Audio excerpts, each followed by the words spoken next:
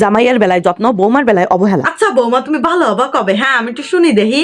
আমার পুলারে আমার নামে কি কয়ে কান ভাঙা হুই, আমার একটু কও দিন। তোমার এই স্বভাব কেন? তোমার স্বভাব কোনোদিন ভালো হবে না। হ্যাঁ, আমার নামে কি কও আমার পুলারে? হ্যাঁ, আসলে মা আজব। আসলে এই ব্যবহারটা যদি আপনি আপনার মেয়ের জামাইয়ের সাথে করতেন, তখন আমার তো সন্দেহ হয় আপনার মেয়ের জামাই আর এই সংসারে কখনো আসতো কিনা এই বাড়িতে। আপনার মেয়েকেও মনে হয় আসতে দিত না। কই, আপনি তো কখনোই আপনার মেয়ের জামাইয়ের সঙ্গে এসব ধরনের ব্যবহার করেন না। তাকে আপনি বাবা ছাড়া কখনো কোনো কথাই বলেন না। সে আসলে কত এলাহি কাণ্ডবাণ্ড।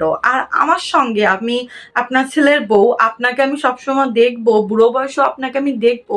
আপনি আমার সঙ্গে যত ধরনের খারাপ ব্যবহার কেন করেন বলেন? আপনাকে তো আপনার মেয়ের জামাই এসে দেখবে না, তাই না? আপনার বিপদে আপদে সবসময় তো আমিই দেখবো। আপনার রান্না বান্না A to Z সবকিছু তো আমিই করে দিই। কিন্তু মা, আপনি দিন শেষে আমাকে কেন চোখে দেখতে পারেন না? এটা একটু উত্তর দেন তো আমাকে।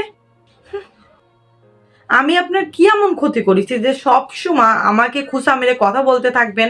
আপনার চোখের বিষ কেন আমি? আপনি কেন আমাকে অপছন্দ করেন? আপনার সব কাজ করে দেব আমি, তারপর আপনার মনের মতো কেন আমি হতে পারি না বলেন তো আমাকে? হ্যাঁ, এসব কথা বললে তো আপনার ভালো লাগবে না, এটাই স্বাভাবিক। তো আমি একটা কথা বলে আপনি কান খুলে শুনে রাখেন। আপনি আমার সঙ্গে যে ব্যবহারগুলো করেন না, এই ব্যবহারগুলো আপনার মেয়ের জামাই আসলে তার সঙ্গে করবেন। দেখবেন কত জানে কত চাল। ঠিক আছে? শোনেন মা, আমি একটা কথা বলি। আপনি যে আমার সঙ্গে যে ধরনের ব্যবহার করেন না, এই ব্যবহারটা আপনি আপনার মেয়ের জামাইয়ের সঙ্গে করবেন। তখন দেখবেন কত ধানে কত চাল। হ্যাঁ? কত ভালোবাসা থাকে। আপনার মেয়ের জামাই তো আপনাকে একবেলা রান্না করেও দেন, আপনার মেয়েও তো দেয় না। দিই তো আমি। তো আমার সঙ্গে কেন এত খারাপ ব্যবহার করেন আপনি? আপনার সঙ্গে কথা বলা একদম মানে বৃথা যাকে বলে।